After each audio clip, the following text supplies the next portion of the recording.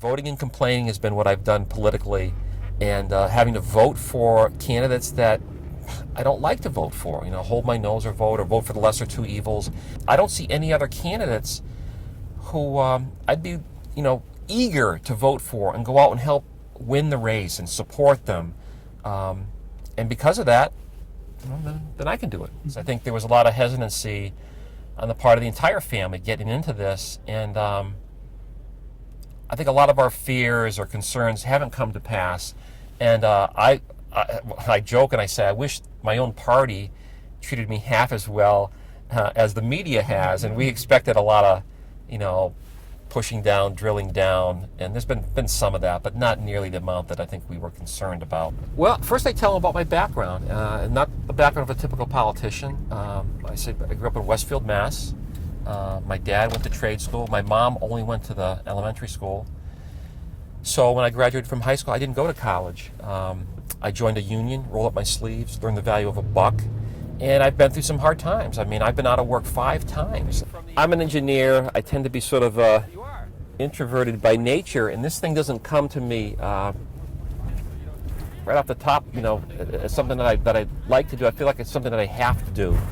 And yet, though, when I've gone out and hit the campaign trail, at times there's been a reluctance for me to do it, and yet when I go out there and start talking to people about the issues, it becomes invigorating. And if the Democrats want to work with common people, then by definition we'll be working together, and that will be fine. But if they don't, I want to point them out, and I want to call them out specifically to say, here's this legislation, you guys were against it, and point them out and call them out so they can be voted out and have some real. I said, I've heard Martha Coakley in her video when she decided she was going to run again.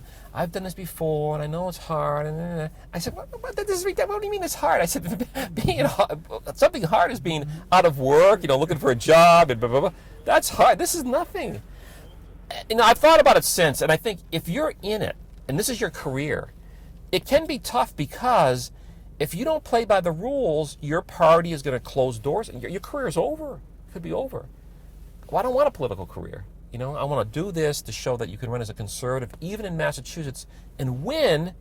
And then I'm there for a term or two, and I pass the baton, and I go back to do what I like doing. And so the last time I was out of work, I took a loan on my home and bought a small manufacturing business. And it has done so well, it's given me the opportunity to run for governor. I don't have any name recognition. People are who we thought would be unwilling to give to somebody who's going up against the establishment. We had to build some credibility, and the credibility was winning the 15% at the convention. Well, as you know, it didn't go the way we planned, and so a lot of things stalled right after the convention. A lot of people who were collecting signatures for me felt I wasn't on the ballot, and those signatures got trashed. We had to restart that whole thing. People weren't going to donate to a guy. Is he on? Isn't he on? Can he be on? Can he be on? So the campaign just sort of did this for a while. Just today, I was talking with my wife about going out, and I was dragging because we did a late night talk show last night. I didn't get home till after 11. Didn't get all the sleep. Got up early, and like I said, going out and doing these things, it's invigorating.